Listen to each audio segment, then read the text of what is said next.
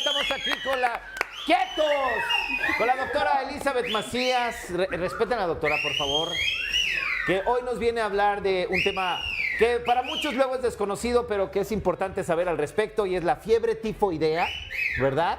Y sobre todo en esta cuestión de los viajes, porque vamos totalmente desarmados. Llevamos nada más la ropa y la ropa de playa y lo que sea. Queremos comer de todo, doctora. Y luego... Doctora, buenos días, bienvenida. Hola, ¿qué tal? Muchas gracias.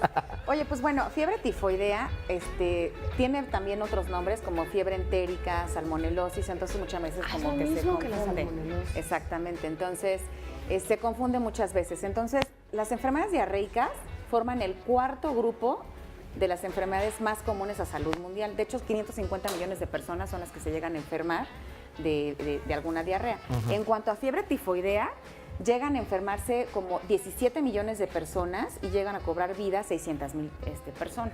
Okay. Pero la verdad es que nunca prevenimos, ¿no? Como que luego salimos de viaje, no prevenimos, o simplemente cuando estás en México tampoco tenemos cuidado con la manipulación de los alimentos y así. Entonces, aquí lo ideal sería manejar buenas prácticas desde la producción hasta que llega también a nosotros, ¿no? Como persona. Entonces, la fiebre tifoidea se encuentra en varios lugares, ¿no? Se encuentra tanto en los mariscos, en los huevos, en las aves de corral, en las carnes, que finalmente pues están contaminadas. Entonces, lo que pasa es que, por ejemplo, cuando una persona adquiere este tipo de enfermedad, que obviamente tiene que ver mucho los factores del huésped, es decir, si está inmunosuprimido la persona, yo ya o si tuve, tiene... doctora. ¿Sí? ¿Ya tuviste salmonelosis? Tifoidea, tuve brucelosis, tuve todo lo que... Con brucelosis, doctora. ¿A quién le da brucelosis? Bueno, ¿Qué es eso? Esta también es otra enfermedad. Para que otra por los doctora lácteos. estaría bueno para que platique. Brucelosis, exactamente. Y entonces, pues la verdad es que luego no tenemos muy buena manipulación. Entonces es como les decía, desde que empieza la producción hasta el final. Pues muchas veces la gente cuando está manipulando los alimentos, lo que hace también las empresas deberían de vacunarlos obviamente contra fiebre tifoidea, y ante cualquier dato que algún empleado llegue a tener diarrea, náusea, vómito, etcétera, pues sacarlo de ahí y mandarlo con el médico, ¿no? Ahora, lo ideal sería vacunarte contra fiebre tifoidea porque hay una vacuna. No sabía en que México había hay una vacuna, hay una vacuna que se llama Tifin-B, y esta vacuna te la aplicas a partir de los 8 años de edad y la reaplicas cada 3 años, siempre y cuando vayas a países subdesarrollados, ¿no? Porque ahí es donde más se generan este tipo de enfermedades, en los países subdesarrollados. Y ya con esa vacuna ya estás... No, te protege de un 70 a un 80%. Bueno, O sea que sí te llega a dar, pero es menor, a lo mejor el efecto es menos impacto. Menor, ¿no? Es menor, exactamente. Entonces, pero va a depender muchísimo qué tipo de serotipo sea el que se haya inoculado en tu cuerpo, porque hay más de 2.500 serotipos. Entonces, va a depender mucho, como les decía, ¿no? De las condiciones del huésped. Serotipos es este bacteria o virus o lo que El sea. microorganismo, El microorganismo exactamente. que produce la salmonelosis. Exactamente. Ah, bueno. Entonces, por ejemplo, las personas que han tenido cirugías gástricas o que están recibiendo algún antiácido como omeprazol o ranitidina, etcétera, son las personas que también pueden estar más propensas a que puedan Tiene que ¿Por ver qué? con la flora intestinal. Que tiene que ver con la flora intestinal, y tiene que ver también O que se acaban de enfermar, como Archie, ¿no? Pero que si está yo tomo vulnerable. mucha ranitidina Exactamente. y omeprazol. ¿pero Pudieras por qué estar un tenemos? poco más expuesta porque al final no tienes como las defensas fuertes, ¿no? Entonces como que a veces como olvidamos este tipo de temas. Entonces sabes que es muy importante la manipulación de los alimentos, ¿no? Sí. Entonces, por ejemplo, esta enfermedad puede pasar desapercibida. De hecho, estaba platicando ahorita con alguien que le dio esta enfermedad, pero al final como que pasó desapercibida. Entonces, a veces pasa desapercibida, pero la persona que adquirió salmonelosis ¿Es portador? puede ser portador hasta después de 3 semanas de haber adquirido la salmonelosis.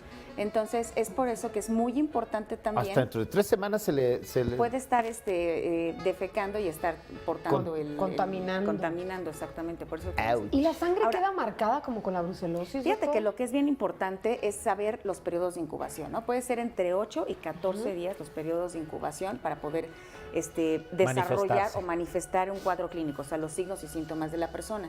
Entonces, por ejemplo, los síntomas más comunes es de que llegaras a tener, pues puede ser fiebre que va ascendiendo hasta que llega a 40 grados centígrados, que tengas escalofríos, dolor de cabeza, que tengas como sudoración, que tengas de repente estreñimiento y que luego pase a la parte de diarrea, Diarreica. ¿no? Dolor abdominal, que es bastante fuerte, se quejan mucho los pacientes. Y pues bueno, estas son partes que te pueden indicar que al final de cuentas pudieras estar contaminado de fiebre tifoidea, aunque también hay diagnósticos diferenciales como malaria, entre otro tipo de enfermedades. O sea, se puede también. confundir con algo. Se puede confundir. Y el pero- tratamiento es distinto y puede ser inadecuado. Exacto, entonces, ¿qué es lo que hacemos nosotros como médicos? Entonces, el diagnóstico es pues estudiar la sangre, ¿no? Hay varias pruebas, ¿no? Desde una biometría hemática que empieza a haber alguna alteración en alguno de los elementos de la biometría hemática, otro elemento que se llama PCR, que también nos puede indicar cómo están los niveles y para poder detectar específicamente el microorganismo. Entonces, estas son formas también de detectarlo. Ahora, obviamente la historia clínica, hay que recabar una buena historia clínica y además también hacer una buena exploración física, ¿no? Para poder entonces con esto conjuntar y ver si se trata de una salmonelosis, ¿no? Y dar el tratamiento adecuado. Y dar el tratamiento adecuado. Porque no todos se dan el mismo tratamiento. Es decir, no todos se dan con antibióticos. Como les decía, puede pasar desapercibido y ya con eso está. Pero depende de la gravedad, porque va pasando semanas y empieza a agravarse cada vez más esta enfermedad. Entonces, vamos a ver también en qué etapa se diagnosticó para poder dar el medicamento. Lo que sí se sugiere, por ejemplo, es que si llegan a tener fiebre, no dar antipiréticos, es decir, medicamento que baja la fiebre, porque también pudiera confundirse con otro tipo de enfermedades. Entonces, ya después se dan antimicrobianos, ¿no? Y la idea es que cuando se da un antimicrobiano, lo ideal es no suspender tal cual la dosis, porque si no, entonces empiezas a crear como resistencia y entonces puede haber una recaída nuevamente de la enfermedad. Con más fuerza. Entonces, lo ideal es para los viajeros es siempre pues que no tomen agua de la llave o que el hielo también de preferencia que no estén tomando sus cubas con hielo, ¿no? No sabemos Ya con qué empezamos agua mal, doctora. Oye, ¿No? y ponerse la vacuna podría ser cuando La viajamos vacuna a definitivamente, Centro, Sudamérica pero o África. por lo o menos así. unas 2 o 3 semanas previas del viaje para que puedan Ándele. generar anticuerpos. Gracias, doctora Gracias, querida. doctora, Ahí qué buen está. tema. Vamos a una pausita, mi querida Cristal. Regresamos con más de las 9. No se...